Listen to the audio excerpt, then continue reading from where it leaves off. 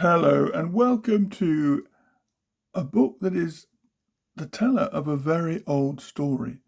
This is the Ladybird Easy Reading Book, sharing with us the story of Rumpelstiltskin. I'm going to share it with you. I'm first going to take a glass of water so we can go through it together. But it's in the Well-Loved Tales series, which is series 606D, we can see on the back here. And where does Rumpelstiltskin fit in here? Here we go, Rumpelstiltskin, book 11 in this series. Let's look at it together. This is one of the stories that children have always loved. The younger ones will enjoy seeing the full-colour illustrations and having the story read to them. Older children who need reading practice will be encouraged by the clear type and relatively simple text.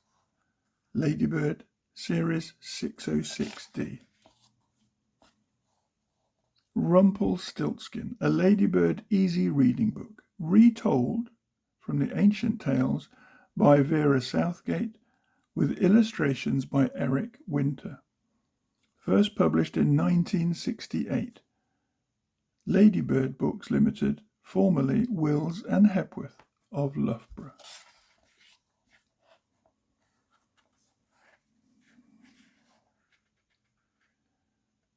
Once upon a time there was a poor miller who had a beautiful daughter. One day the king sent for the miller. When the miller stood before the king, he was rather frightened.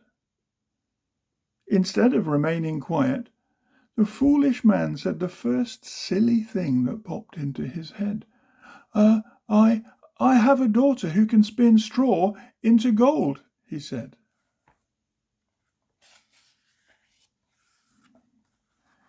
Your daughter is clever indeed, if she can do as you say, answered the king. Bring her to me tomorrow, and we shall see. The next day, the miller took his daughter to the king's castle. The king led the girl into a room that was almost filled with straw. The only other things in the room were a stool, a spindle, and some reels.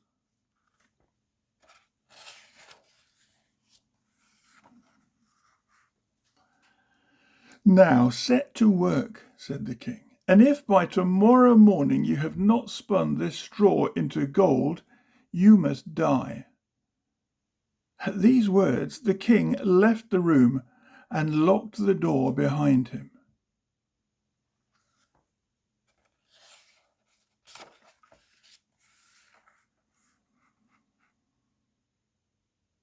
The miller's daughter sat down on the stool and gazed at all the straw. She did not know what to do. She had no idea how to spin straw into gold. As she thought about the next morning, she grew more and more afraid. At last, she hid her face in her hands and wept.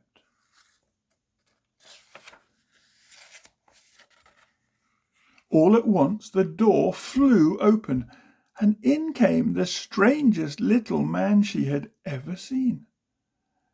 "Good evening, Mistress Miller," said the tiny man. "Why are you crying?" "Alas," replied the girl, "I have to spin all this straw into gold, and I do not know how to do it."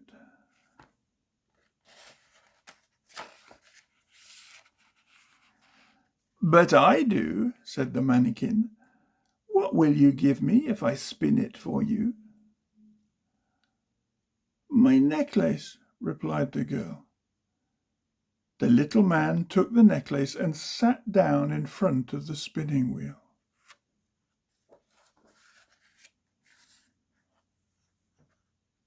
Whir, whir, whir. 3 times round, and one reel was full. The mannikin put on another reel. Whir, whir, whir. 3 times round, and the second reel was full. And so it went on all night. By morning all the straw was spun, and all the reels were full of gold, whereupon the little man disappeared.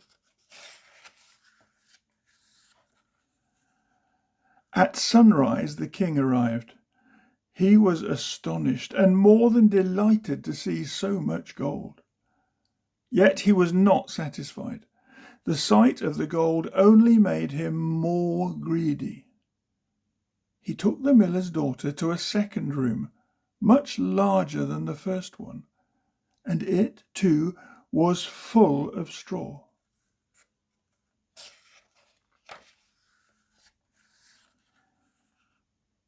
Again, the king told the girl that if all the straw was not spun into gold before next morning, she must die. Once more, when she was left alone, the girl began to cry. In a moment the door flew open, and the mannikin stood before her.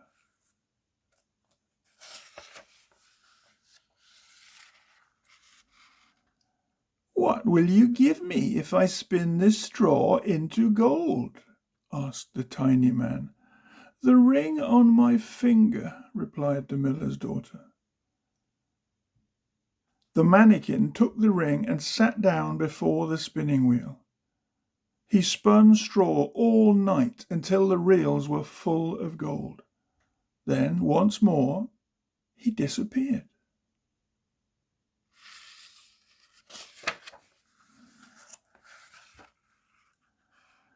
The king arrived at sunrise, and again he was delighted to see all the gold. Yet still he was not satisfied. He led the poor girl to a third room, even larger than the other two. It, too, was full of straw. This time the king said to the girl, "Spin this straw into gold before morning, and you shall be my queen."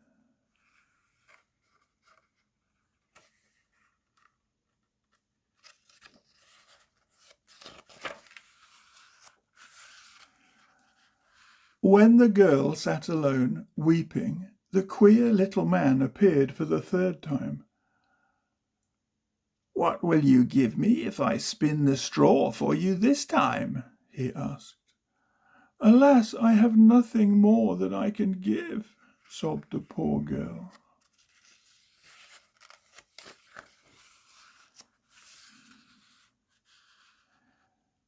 "Then promise me that, if you become queen, you will give me your first child," said the mannikin. "I may never become queen, nor yet have a child," thought the girl, so she promised. At that the mannikin once more spun all the straw into gold.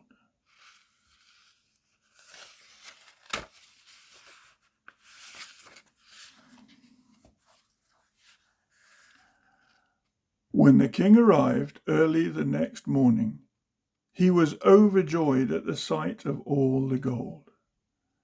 He reminded himself that not only was the miller's daughter beautiful, but also that she had brought him great riches. So he kept his promise. He married the miller's daughter, and she became his queen.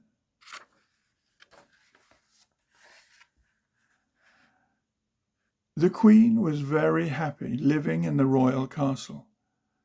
She forgot all about the mannikin who had sprung the straw into gold. A year after they were married, the king and queen had a lovely baby. They were both filled with joy.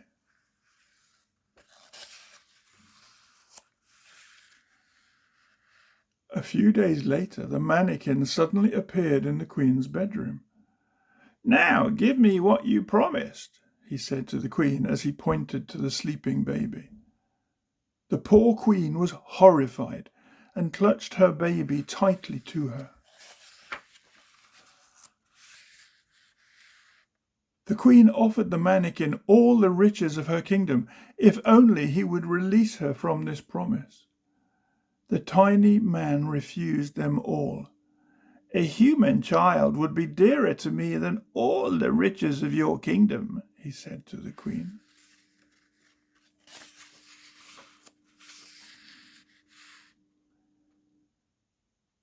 At his words, the poor Queen wept so bitterly that the tiny man took pity on her. I will give you 3 days, he said, and if in that time you can guess my name, you shall keep your child. That night the Queen lay awake, trying to remember every name she had ever heard.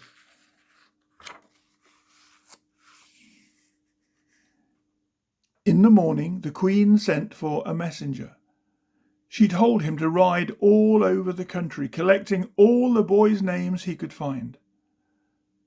When the little man came the next day, the Queen repeated her long list of names. But after each name the mannikin said, "No, that is not my name."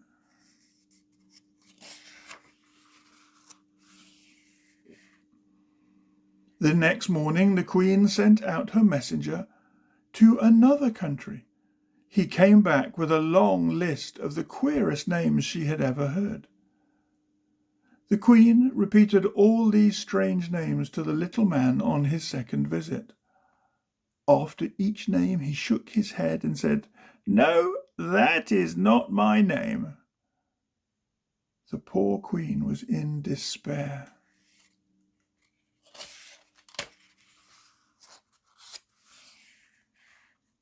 On the 3rd day, it was very late when the messenger returned. "I have not been able to find one new name," he said.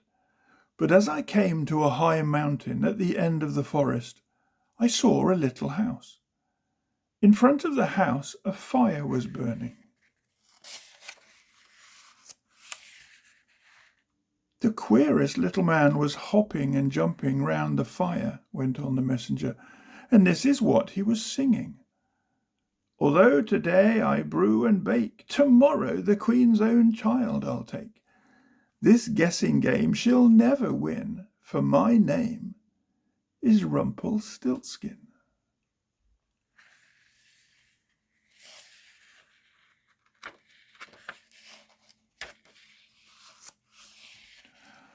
On hearing this, the Queen clapped her hands with joy. When the mannikin arrived, she pretended she still did not know his name. "Is your name Twinkletoes?" she asked. "No, that is not my name," he replied. "Is it Shagribanda?" she asked. "No, that is not my name." "Does it happen to be Rumpelstiltskin?" The mannikin was furious. "A witch has told you! A witch has told you!" he shrieked as he stamped his foot in anger. He stamped so hard and so furiously that his right leg went through the floor. At that his anger increased. He seized his leg with both hands and began to pull with all his might. He pulled so hard that at last his leg came out of the hole. Then Rumpelstiltskin stumped furiously out of the room and was never heard of again. What a story! That is our story of Rumpelstiltskin, the curious, angry little mannikin that appeared before the Queen, and previously appeared before the miller's daughter before she became Queen. What a strange little story. I remember reading that as a little boy and being very perplexed by the story. But it's a famous story. It's a very, very old story. Rumpelstiltskin. I hope you've enjoyed it. If this is the first time you've heard the Rumpelstiltskin story, let me know in the comments below. If you've heard it before when you were a little boy or a little girl, and today you've heard it again for the first time in a very long time. Tell me so. Thank you for watching, and thank you for listening to this series of readings, The Vintage Pages.